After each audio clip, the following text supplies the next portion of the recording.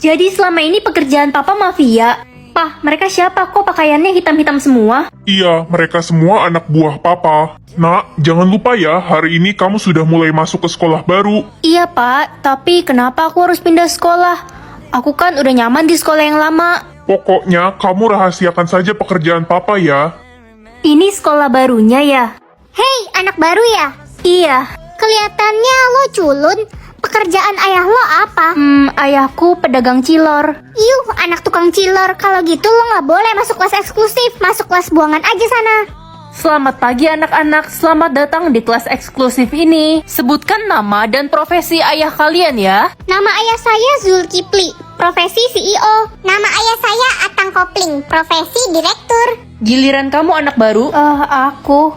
Nama ayah Saipul, profesi pedagang cilor. Astaga, kamu boleh keluar dari kelas ini. Tapi bu, keluar udah, anak tukang cilor miskin. Berisik kamu, nggak usah ikutan deh. Hei anak cilor, berani-beraninya ya lo ngelawan gue tadi. Lo nggak tahu sekolah ini udah dibeli sama ayah gue. Dan gue bisa nyingkirin lo kapan aja. Aku nggak takut, singkirin aja kalau bisa. Hilih, anak tukang cilor aja belagu. Kalau ayahku datang ke sini, sekolah ini bisa hancur. Gerobak cilor ayah lo kali yang bakal dihancurin sama ayah gue. Guys, itu ayahnya Sisil datang ke sekolah. Hei, kamu pasti anak kurang ajar yang mengganggu Sisil ya? Ada apa ya om? Saya beri peringatan kepada kamu. Kamu harus tunduk sama Sisil. Kalau tidak, hidupmu akan berakhir menyedihkan. Dasar anak tukang cilor. Ayah dan anak sama-sama jahat.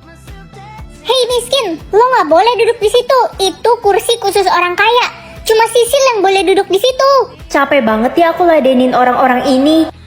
Ren, berani-beraninya ya kamu mengancam Sisil? Ayahnya pemilik sekolah ini. Dia duluan bu yang cari gara-gara. Kamu ibu hukum, bersihkan semua toilet di sekolah ini. Kasian banget si culun. Makanya jangan cari gara-gara sama gue. Tunggu aja kamu bakal nyesel. Udah deh, nggak usah banyak omong kosong. Gue kasih kesempatan deh buat minta maaf sama gue. Dengan cara cium kaki gue sekarang. Gila ya kamu, siapa juga yang mau minta maaf? Halo pak, Ada apa, nak? aku nggak betah di sekolah ini. Semuanya jahat, aku dibully. Apa? Nanti papa akan ke sana. Kamu boleh publik pekerjaan papa ya, nak? Siapa? Ren, lagi-lagi kamu berulah. Kata Sisil kamu mau memecahkan jendela kantor. Iya bu. Bukan aku bu, aku difitnah. Mampus lo anak tukang cilor. Oke, ibu akan memberikan kamu hukuman yang berat, Ren. Kalian keterlaluan. Aku akan kasih lihat siapa ayah aku sebenarnya. Halah. Pergi ke Soo atau Pulau Jeju? Ya, Pulau Jeju lah. Guys, hati-hati loh. Kalian jangan keluar rumah. Lagi ada manusia setengah iblis di pulau ini. Dia mengincar otak manusia. Udah 44 korban dalam sehari. Aduh, takut banget. Serem banget. Jadi nyesel pergi ke pulau ini. Gue pernah baca buku tentang ramalan manusia setengah iblis di pulau ini. Katanya dia membunuh karena punya dendam di masa kecil. Van, kok kamu tahu banget sih? Jangan-jangan kamu yang manusia iblis itu. Gak mungkin lah orang aku aja sama kalian dari kemarin. Aduh, gue takut banget. Menurut buku ramalan itu, manusia setengah iblis bakal membunuh semua orang di Pulau Jeju ini. Dan sekarang dunia udah terancam kegelapan. Gimana nih nasib kita? Ya gimana lagi? Kita juga udah kejebak kan di pulau ini. Teman-teman, gue mau pergi anterin kue ulang tahun ini ke rumah si Johan ya. Tapi ini udah malam banget Miho. Lo nggak takut apa? Enggak kok, tenang aja. Gue bawa mobil. Oke, hati-hati di jalan Miho. Guys, kabar buruk. Miho semalam dibunuh pas pergi ngantar kue. Dia ditemukan tewas mengenaskan di tengah jalan. Yakin dia dibunuh atau kecelakaan mobil? Polisi bilang dia dibunuh manusia setengah iblis.